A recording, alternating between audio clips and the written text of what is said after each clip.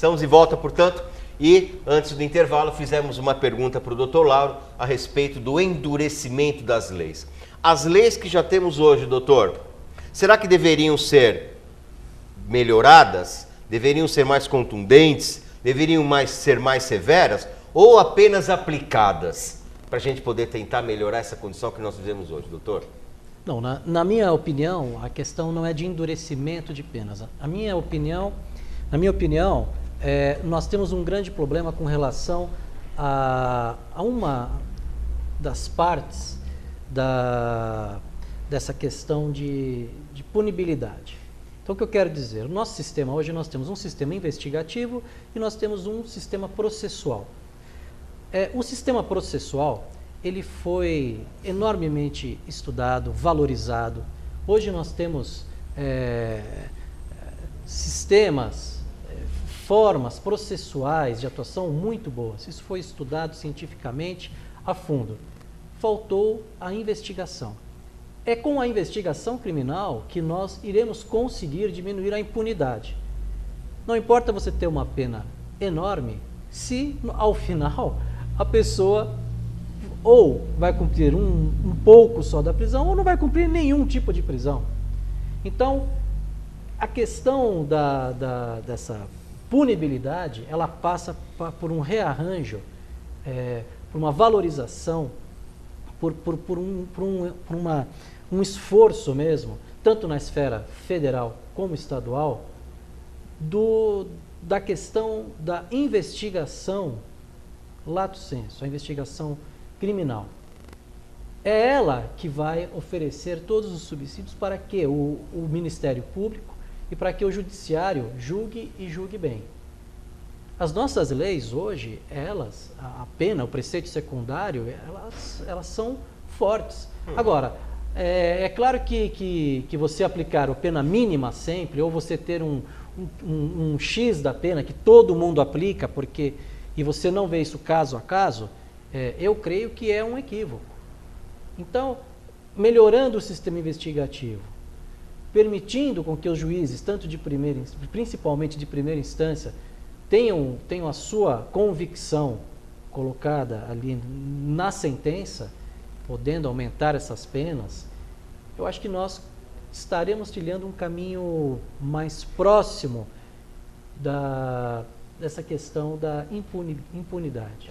E eu, como fazendo parte de um popular, né, e a gente lê notícias, vê na televisão, etc., acontecem coisas absurdas. Por exemplo, um indivíduo em acidente de trânsito, doutor Lauro. Acidente de trânsito, ele atropela, ou está drogado, ou está sob o uso de álcool, uso de drogas, sei lá, ou seja lá o que for. Ele atropela 5, 6, mata várias pessoas. O doutor Oswaldo depois me corrija se é verdade ou não.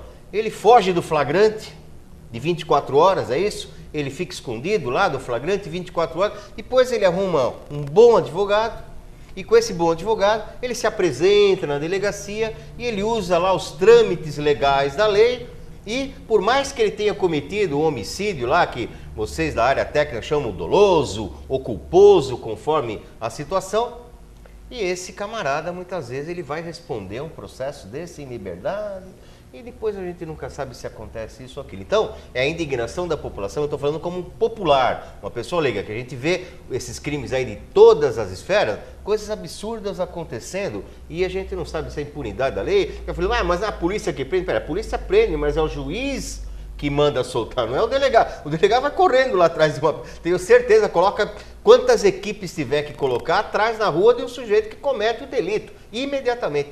Só que daí tem a lei que garante, por outro lado, com um bom advogado, ele garante a lei que garante que ele fique solto aí ou fique preso por um determinado tempo muito curto, muitas vezes, vai responder em liberdade, depois já cumpriu a pena, 1/3 da pena, com bom comportamento ele sai, enfim, é uma pizzaria nacional. Doutor, pode nós temos até o exemplo, né, que nesses casos de acidentes graves, em que a pessoa está embriagada, nós tivemos um acidente certa feita em Nazaré Paulista, que um caminhoneiro completamente embriagado, que não tinha habilitação, o caminhão foi entregue para ele e ele atropelou o pessoal no ponto de ônibus, matou várias pessoas.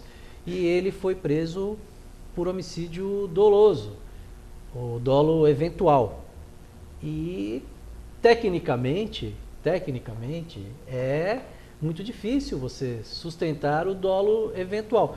Mas por uma decisão, vamos dizer assim, não diria política, mas de bom senso, os delegados estão utilizando essa forma e prendendo as pessoas por homicídio doloso. Doloso. Ele mas tem isso intenção, é isso? como é que eu vou dizer? É algo a ser discutido juridicamente. Juridicamente, né? O Zago, eu não sei se já defendeu alguém nessa situação, mas cabe à defesa, porque realmente a pessoa, se você for ver ipsis literis, né, talvez ela não tenha o dolo eventual, que é aquela... aceitou o resultado que a gente chama. Eu bebi, aceitei, está dirigindo, eu posso matar um. Correu risco. Mas de repente não é, de repente ele está até guiando, estava meio alto, mas, sei lá, estourou um pneu e ele foi e matou todo mundo. E aí... Mas aí ele está, entendeu? Então, doutor Oswaldo, eu vou aproveitar o gancho que o doutor Lauro ia passar mesmo a pergunta para o senhor relacionada a isso. Agora, eu aproveito e faço uma recolocação disso. Para mudar uma lei nesse país, quer dizer, o povo vota, o indivíduo lá com 16 anos já é capaz de votar, mas se ele cometer um crime ele não vai preso, ele é menor, tem todo aquele sistema. Qualquer dia eu vou trazer, aliás, eu vou fazer um programa sobre menor infrator e vou convidá-los aqui da mesa a participar com mais outras pessoas. É um assunto interessantíssimo que todos gostariam de ter esclarecimento a respeito disso. Então, voltando para o doutor Oswaldo aqui, para a gente mudar uma lei no nosso país, doutor, o povo, eu, o senhor, se a gente fizer o chamado abaixo-assinado, que a gente vê passando aí pelas redes sociais, 1 milhão, 2 milhões, 3 milhões de assinaturas. Vou dar um exemplo, no fim de semana eu fui comprar um remédio na farmácia e o balconista lá falou, viu, tem um livro lá, o senhor quer colocar o seu nome aqui, assinatura, RG, nós estamos fazendo abaixo-assinado para diminuir os impostos dos remédios. Eu olhei para ele e dei uma risada, eu falei, olha, eu não quero me negar a fazer isso, mas isso não vai dar em nada.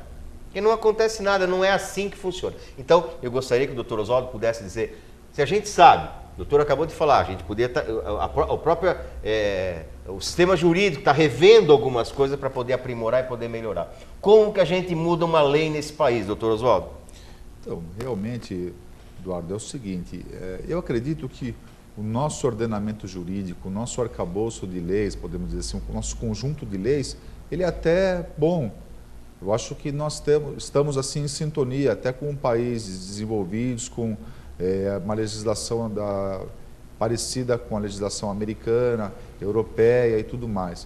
O problema é a aplicação disso. Como que você vai ressocializar alguém num local, num centro de ressocialização, como nós temos aqui na região, no estado ou no nosso país? Temos bons centros, até que Bragança é um centro até verdade. Referência, mas mesmo assim fica muito a desejar.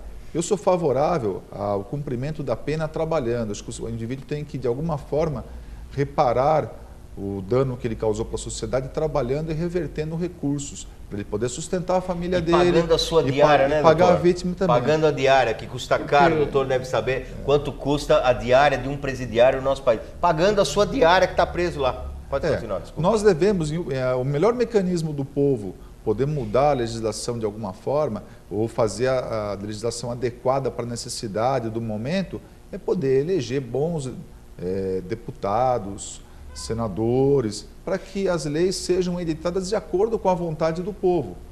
Um endurecimento, talvez, mas eu acredito que antes do endurecimento nós temos que criar mecanismos de ressocialização e antes até disso, de educação, porque a pessoa bem educada, a pessoa com oportunidade, você realmente reduz o índice de violência sem sombra de dúvida.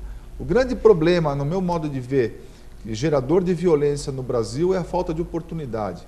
Então você vê um jovem que estuda na escola pública, que ele não tem oportunidade às vezes de cursar uma universidade, porque as universidades estaduais e federais, via de regra, elas são cursadas por indivíduos que tiveram boas escolas particulares e conseguiram passar no vestibular. Então ele não tem acesso a isso daí, não tem acesso a um estudo de terceiro grau. E ele vê hoje o capitalismo violento que existe hoje, os bens de consumo, ele vê uma série de coisas, ele sabe que ele nunca vai alcançar isso, que ele nunca vai obter aqueles bens de consumo, ele nunca vai conseguir ser alguém na vida. Então isso é um fator, no meu modo de ver, altamente gerador de violência, né? Então eu acho que o melhor mecanismo para mudança das leis é o indivíduo eleger boas pessoas para os cargos aí de deputado estadual, deputado federal e senador. Nós temos eleição o ano que vem, então fica aí já a sugestão de uma análise realmente de pessoas capacitadas e comprometidas com o povo. Mas completando até, Eduardo, sobre essa questão que você colocou da violência no trânsito, né? O que o doutor Lauro colocou muito bem é o seguinte: o homicídio do trânsito não necessariamente ele é culposo, ele pode ser doloso. Qual é a diferença disso? O homicídio culposo é aquele que a pessoa pratica sem a intenção. Então, eu estou por uma imperícia, porque eu não sou bom motorista, ou porque houve uma imprudência, porque eu não tomei os cuidados necessários de manter meu veículo em ordem, então eu pratico um homicídio por negligência, por imprudência, por imperícia. Isso não é homicídio doloso, não é homicídio intencional. A pessoa tem a sua parcela de culpa, mas ela não responde como se fosse um criminoso intencional. Ocorre que, se a intensidade de culpa for tão grande que a pessoa aceitou o risco de produzir o resultado, quer dizer, ele sai altamente embriagado, ele toma meia garrafa de uísque, pega um veículo possante e sai pela pista. O indivíduo que faz isso, com certeza ele está aceitando o risco. Para ele pouco importa, dê no que der, eu vou fazer isso, está acabado. Então, esse indivíduo pratica o homicídio doloso pelo dolo eventual, como o doutor Lauro bem colocou. E fica sujeito, inclusive, a julgamento pelo tribunal do júri como um homicídio qualquer, como um homicídio que nós desvendamos agora, que a nossa polícia desvendou. Doutor Lauro, doutor Sandro, doutor Pereira desvendaram que foi o crime da mala. Ele vai responder da mesma forma que o criminoso da mala perante o tribunal do júri, podendo pegar uma pena elevada e, em última análise, ser preso e cumprir essa pena em regime de reclusão e em regime fechado. Então, e já temos vários casos no Brasil de condenação de criminosos aí do trânsito, a penas pesadas realmente, e o endurecimento da lei. Até essa lei seca veio num bom momento, ela é um pouco eu acho até radical demais em alguns casos, mas acho que ela passa por um processo realmente de reeducação e de mudança de atitude, mudança de hábitos. Eu acho que ela é realmente salutar, apesar de um pouco rigorosa. A pessoa come um bombom de licor, pode ser pega no bafômetro, então não tem lógica isso daí. Mas, enfim, ela vai acabar de alguma forma se flexibilizando e se tornando adequada para a nossa realidade. Doutor Lauro, então responde para nós aqui, qual é o crime que realmente o cidadão fica preso? Então, explica para a gente aqui, então, o que fica preso e o que a gente não fica preso? Ou a gente pode fazer qualquer coisa nesse país, na República das Bananas, né? Um paraíso maravilhoso que é o Brasil. Agora, deve ter algum crime, doutor Oswaldo, doutor Lauro, que o camarada fica preso e vai cumprir. Por favor, ache um crime para a gente aí, doutor Lauro. Não, olha, essa questão, ela realmente é complicada, mas existe crime sim que a pessoa passa um tempo na cadeia. Ufa! Existe. Agora, eu lembro um professor meu, uma vez ele falou uma coisa assim, que eu olhei e eu falei, meu Deus, será que é isso mesmo? Ele falou simplesmente o seguinte, que o direito penal, o Código Penal, não foi feito para os bandidos. Aí eu falei, opa, como é que é? Não foi feito para o bandido? Não, foi feito para o pessoal de bem. Isso. Aquela pessoa, a pessoa só pode ser presa se ela realmente estiver tiver cometido um fato típico, antijurídico, culpável. Ou seja, é uma garantia para o cidadão de bem. A nossa lei garante que aquele que não cometeu, ou que dentro da forma como foi cometido, que ele cumpra uma determinada pena.